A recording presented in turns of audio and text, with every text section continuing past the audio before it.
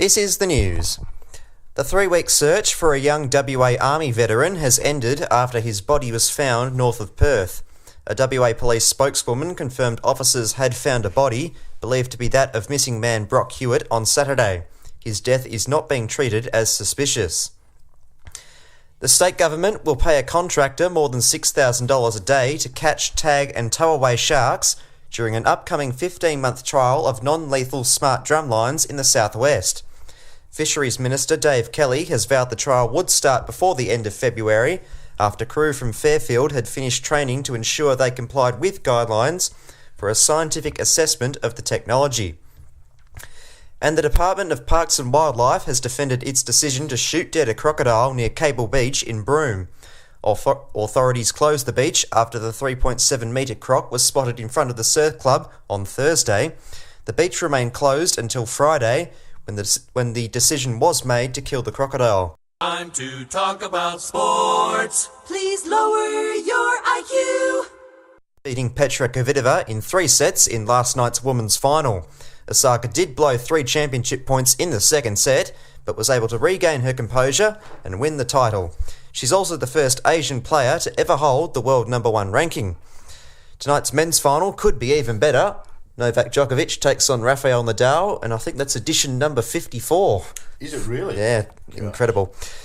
In the cricket, and Australia wrapped up the first test against Sri Lanka at the Gabba by an innings and 40 runs.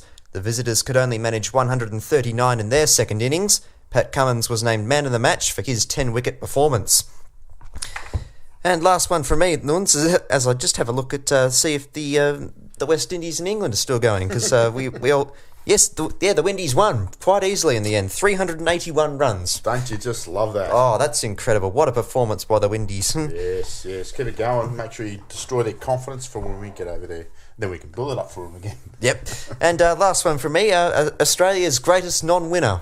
The very top in racing, Tom Melbourne. He'd gone 3 years and 30 races without a win. Had notoriously had a number of second-place finishes. He won. He's finally done it. He won yesterday's feature race at Randwick, and boy, it was absolutely emphatic. Well, what are you going to talk about now? Well, we've got to find a new serial We've got to find out who's got the longest. Well, he wasn't even the longest losing streak in Australian racing. Really? I'm sure some other plotter. Australian cricket team was? Yes, the Australian cricket team had it. Yeah, he won the Carrington Stakes yesterday at Randwick. So good on Tommy. Good on Tommy. Good on Tommy. There are people still crazy enough to back him. Real music, your music, Forte Radio. Of course, that's the shocking noise that suggests we're now going to... The jokes. Oh, no. But fortunately, we have got a good one. Obviously, being the Australian show, we can do jokes about Australia now. That's right. You want to start us off? Okay. What are the only 2 seasons that a bogan can name? Dunno. Footy and cricket. Love it. I've got one here that I'll steal from you. What do you call a boomerang that won't come back? A stick. Yeah, why not? All right, let's find... If it takes an IQ of 60 to tie shoelaces, why do so many Aussies wear thongs? I love that. Hey, why do kangaroo mums hate bad weather? Because their joeys have to play inside, of course. Oh, yeah. Why is Australia such a dry country? Dunno. Because we don't have a king or queen to reign on it. Oh, that's good. Now, I don't get this one, JT. Maybe you can explain it. What do you get when you cross a kangaroo with a giraffe? Broken legs. Don't get it. Well, obviously, when the giraffe jumps, it would you run a serious risk of injury. Okay, I'll take that. All right. Why are murders in Tasmania so hard to solve? Don't know. Because there's no dental records and all the DNA matches. How do you stop a wild dingo from charging you? Take away his credit card.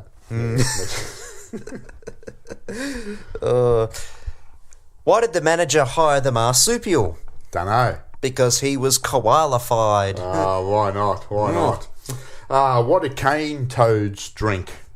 Coca-Cola. What did the Australian do after raking the leaves?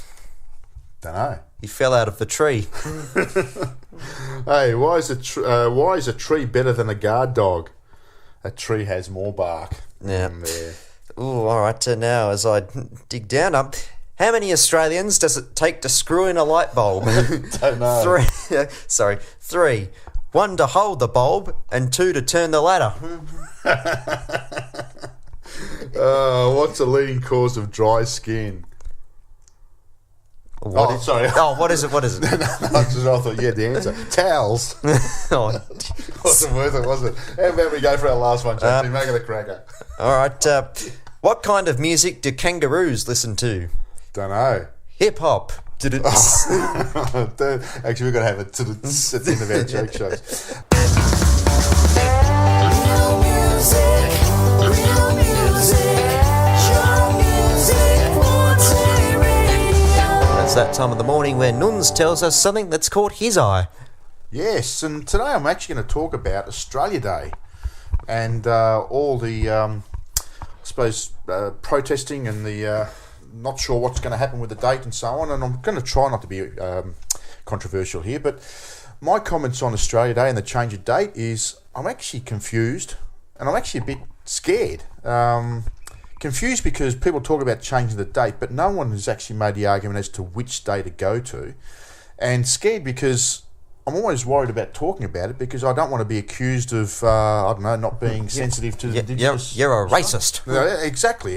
And the tolerance in that sense is really poor. Now, the reason why I'm scared is because I actually don't know the arguments for and against.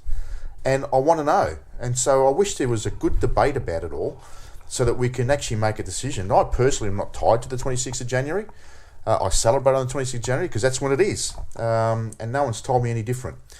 So I thought I might, I saw this ABC article here and it talks about the different days that it could be on. And I think if people want to actually change the date, they should make a case for when it should go. So now you're saying, don't like it.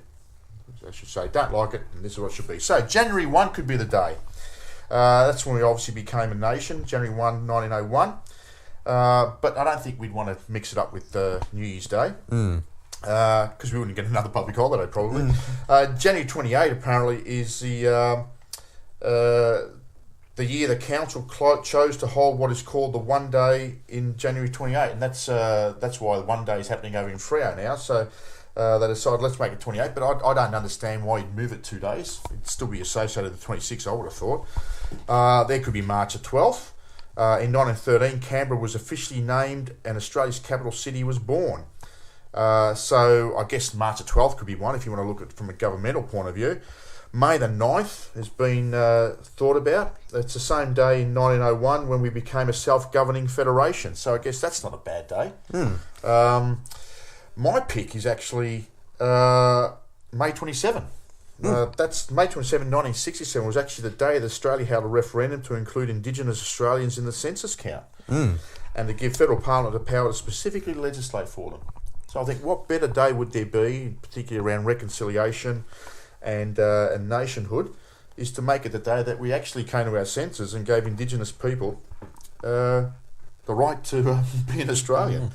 So May 27 would be my choice, and I think that's what we need to do. We actually need to not just complain about the date, but actually give something that we can all discuss. And I reckon that if we did that, then that'd be half the battle to actually perhaps changing the day. Eventually we'll all have to come to the table, smoke the peace pipe, and work out a day. Exactly. Because it looks like January 26th is at the rate of change is coming is not going to last. No, that's right. So anyway, that's my view today. Real music, your music, Forte Radio. JT, what's happening out there in the sports world? Well, of course, Nuns. We've been talking about it all morning, but the Australian Open Women's Final was last night, and What a cracker! yes, incredible. And that was the third time this decade that the Australian Open Women's Final has been for the world number one ranking. I'll tell you what, that is something that the WTA can hold over the ATP. Yeah, but of course it was fantastic to watch because either way, if Osaka had won or Kvitova had won, you would have felt happy for them because. Obviously, Osaka being a very likeable person, and Petra Kvitova coming back from that that awful stabbing. That's right. And Osaka was sensational. I marvel by just her concentration and her ability to just to fight back. Yeah, because at the end, she blew 3 championship points and just lost her head. And Kvitova won. I think it was 5 straight. It was 5 straight games. Went from 5-3 to 5-7. Then Kvitova won the first game of the third set. Yeah, so I think she'd won something like 10 or 12 points in a row at that stage. Yeah, which doesn't sound like a lot, but that's a good rack. Yeah, and then Osaka broke it. I think it was 2-1 in the third set and just served it out. So great game that. Yeah, great match to watch. Of course, it was a more historic fact because Osaka is now the first player from Asia to be a world number 1. That's right. And it was actually quite fitting that Li Na gave her the trophy. Of course, Li being the first Asian player to win a major title. And I do feel a bit sad for Petra because twice she's come within, I think it was about one or two matches of being world number 1, but she's hasn't won either of them. No, and I think she last night was the final was for 1 and 2, so whoever won and lost. But yeah, she's won 2 Grand Slams, hasn't she? Yeah, won Wimbledon twice, and it's amazing. I think Osaka's the 5th woman to win her first 2 majors consecutively. There you go. I reckon she might have a go for the calendar Grand Slam. She's actually how's she on clay? The Osaka. That's what we're going to find out. The Osaka Slam. I'm on board. Let's do it. Yeah, but of course, the other big night tonight, of course, is version 53 of Djokovic versus Nadal. Yeah, I'll tell you. And I'll tell you what, that rivalry could just about be as good as Nadal with Federer. Because some of the matches those two play are wars of attrition. Of course, I go back. This is the first time they've played in Australia since the 2012 final, which is that was a 5-set. That was 5 setters in about 6 and a bit hours. Yeah. It was one of the greatest matches we've ever seen. Well, what's happened to the next generation? They just seem to have stumbled. I think he's going to turn 30. And there's not going to be anybody in the 20s that actually holds a Grand Slam title. Marin Cilic, yeah. That's it. Yeah. Yeah, that isn't... Well, they call Marin Cilic's generation the lost generation. That's players like Berdych and Raonic.